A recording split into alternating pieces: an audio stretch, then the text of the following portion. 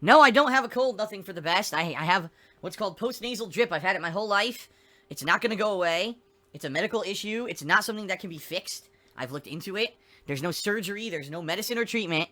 It just sucks. I have a constant congestion and or dripping in the back of my throat because of the way that my body's laid out, and it sucks. It's why, ever since I started on YouTube, you've heard me snorting and coughing and doing this kind of stuff in my videos. Yeah, it's funny because no one really complained about it until a few years ago when I started live streaming, because you heard it more abundantly, because this is a raw feed of me versus I used to just record parts for YouTube.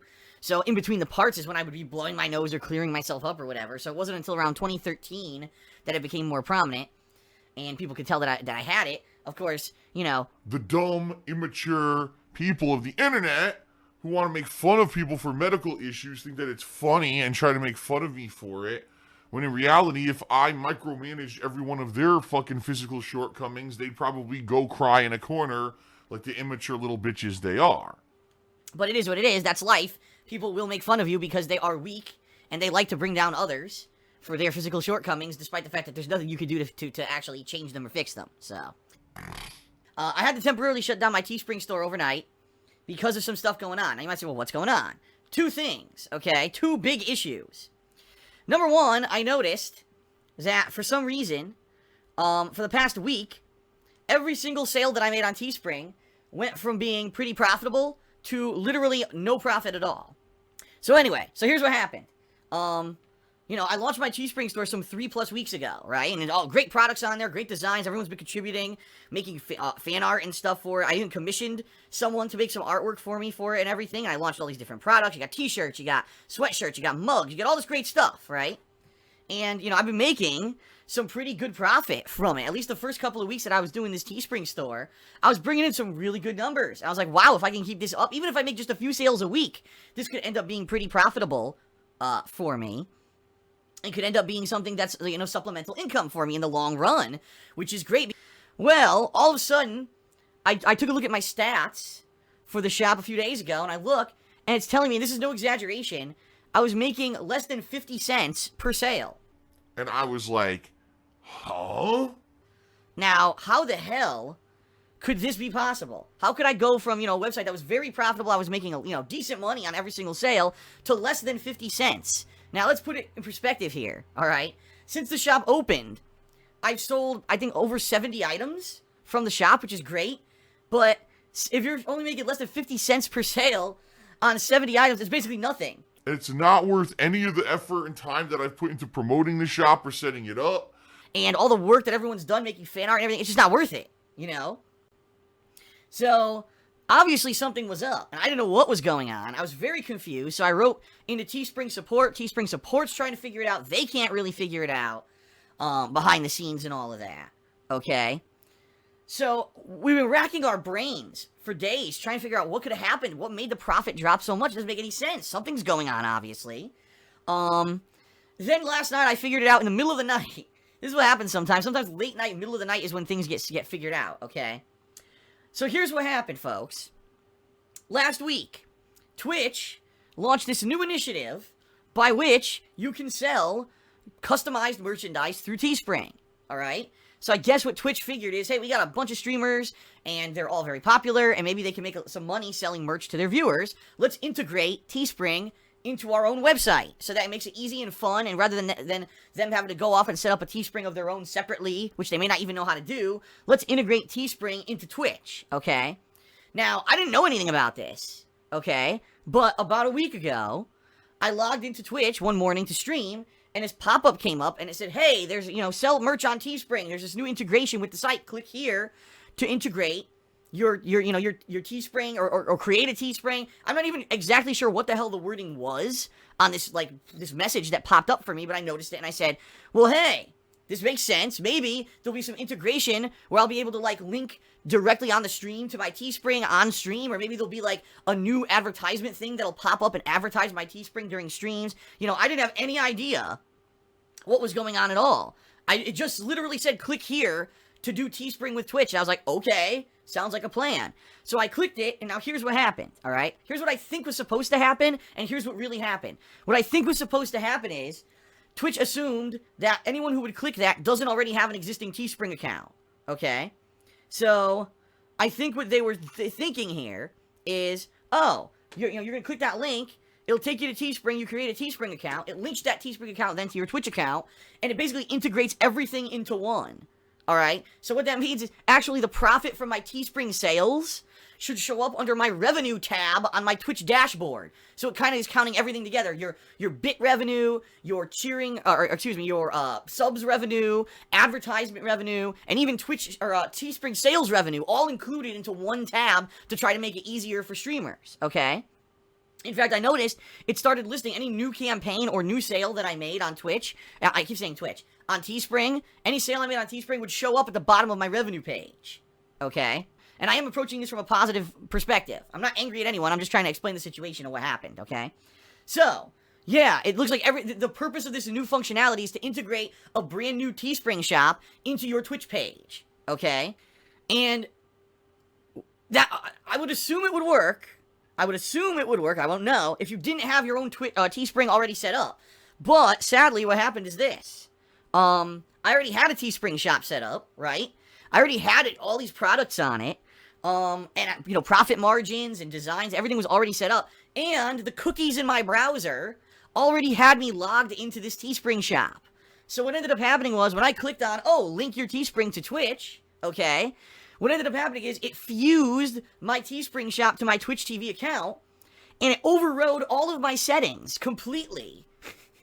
So what that meant is, it basically did a ton of crap that obviously I didn't want. It signed me up for all these things, like, for example, you're now added into an email promotions program, by which we'll send emails to people advertising your products, but if you make a sale from that, we take, like, $4 a sale or something like that.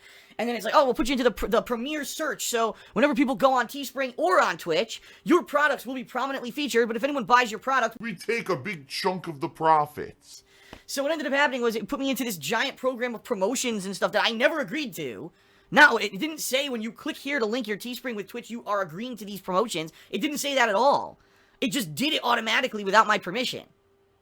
In addition, what it also did is it screwed everything up when it comes to Teespring, because I actually had some profit from sales. I've been selling Teespring products all month, and I had a bunch of profits sitting in the Teespring account that I was going to probably take out when I needed to pay my bills or whatever. What ended up happening was, again, because I clicked on this thing to link it, it assumed I didn't have anything, and it assumed that I wanted to get paid for Teespring through my Twitch payouts, so it completely overrode the payout system, and as of right now, for that money that I made on Teespring, I can't even take. I can't touch it. I can't move it. It's stuck in limbo permanently. They literally have no method by which I can withdraw that money at all. So not only is it that if anyone buys anything on my Teespring, I make next to no money on it, but now the money that I've made, I can't even take. So it's like a double whammy screw up, okay? Now, I contacted both Teespring and Twitch, and I'm happy to say that Teespring contacted me back last night, and they said, you know what? After looking into this, it looks like you're absolutely right. This is obviously a technical oversight. This isn't something that was intended. Again, this program for Twitch, it seems like it was meant to be set up for someone who didn't already have a Teespring account to set up a new one, and it wasn't supposed to override all these settings and everything. So now I'm waiting for a resolution. And, obviously, the last thing I want is people to come out and say, I'm gonna buy a bunch of products from Phil's Teespring shop to support him. And someone goes and buys 5-6 shirts or mugs or whatever, and then I go and look, and I made like $2 on it. Because obviously that's not the point of the whole system. This whole point is people want to support me. You're going to go buy products to support me. It's supposed to help me out, not give me enough money to go buy a pack of gum. So, I've temporarily suspended my Teespring shop, and I will have, hopefully, more information on it when available. Now, I see some people being negative dicks in the stream chat, which is always going to happen. Oh, it's your fault, Phil. You should have read the fine print before you clicked something. There was no fine print. There was absolutely no information whatsoever. It didn't say, click here to find out about the program. Or, here's a page explaining, or here's the terms and conditions. None of that existed. All that happened literally was I clicked the link, and because I was logged into Teespring through the cookies of my browser, it behind the scenes did all that stuff automatically without telling me what was going on. So, you can be as negative as you want, but you're wrong. The issue here is that there's a behind-the-scenes link if you already had a Teespring shop that it didn't explain to you what it was doing. So, there you have it. Alright, so that's the deal with the Teespring. Sorry that the shop is temporarily down. Hopefully it can get fixed. And it was an honest mistake, an accident. I don't feel any ill will towards anyone. And hopefully it does get fixed sooner rather than later, because I'd love to start adding new designs and advertising the Teespring store again, because it is great quality stuff. We'll see what happens with that. I'll let you know. I'll keep you in the loop, okay? The other things going on, Destiny 2 has been announced. Bungie fucked up. Bungie put out a subpar, unoriginal, grindy game, claimed that it was an MMO when it was not an MMO at all. It was an online cooperative first-person shooter. Promised a bunch about the game and never lived up to the hype. And then the only way that they actually put out a good game was by selling more. Meaning you had to pay for expansions in order to finally get a game was what the original game should have been.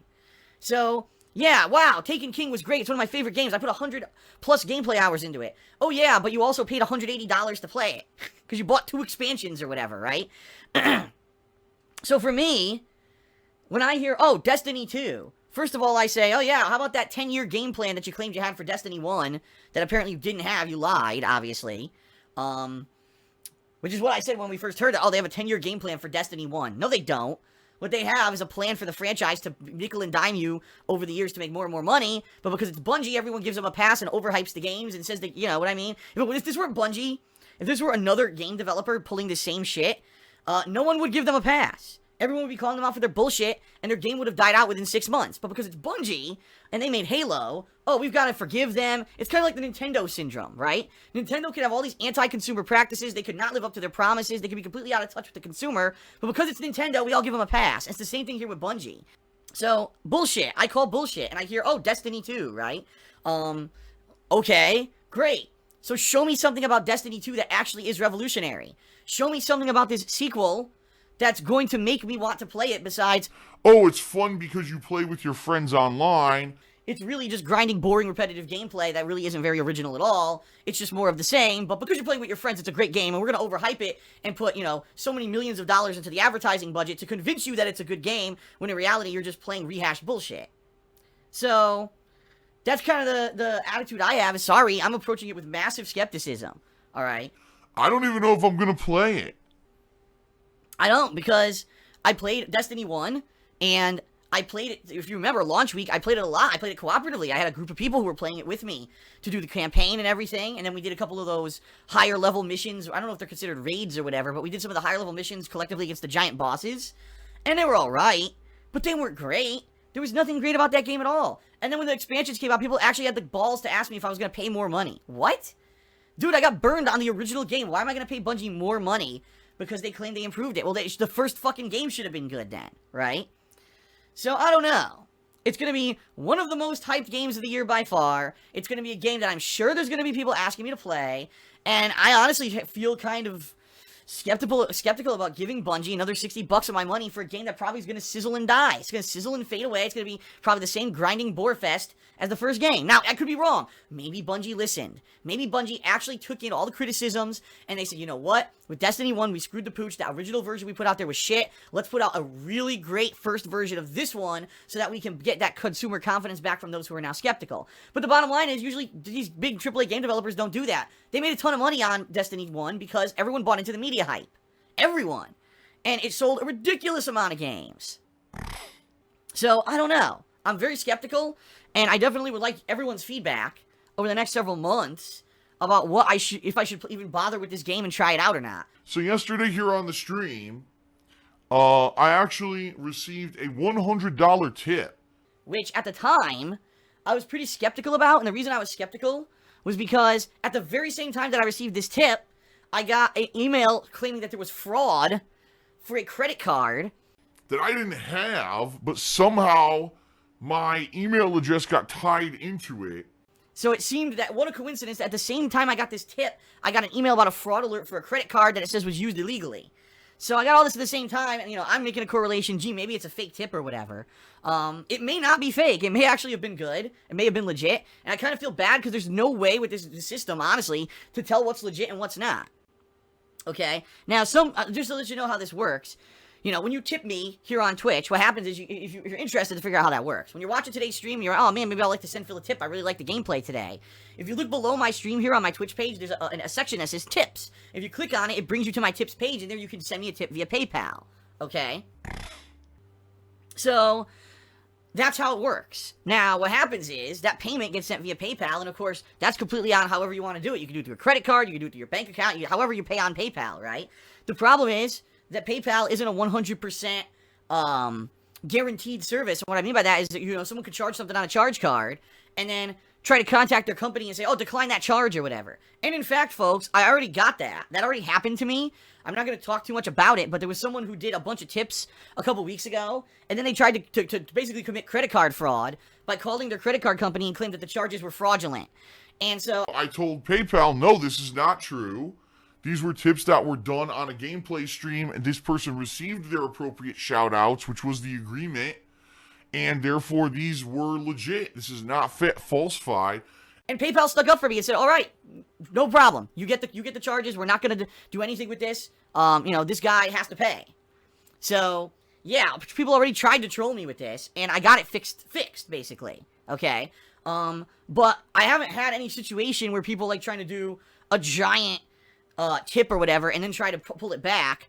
So, yesterday, this happened. I got this big tip, and I got this fraudulent email saying, oh, this fraud, credit card fraud. And I put two and two together and thought that that was maybe the situation. Now I don't think it is, actually. I actually think that this tip was probably legitimate, and now I feel really bad. Because the guy, what was his name, Coral? I forget, it was Coral Guy or something like that. I feel bad because I did give him a shout out, but then I came back from a break and I was like, well, I don't know if this is legit or not. It looks like it probably is legit.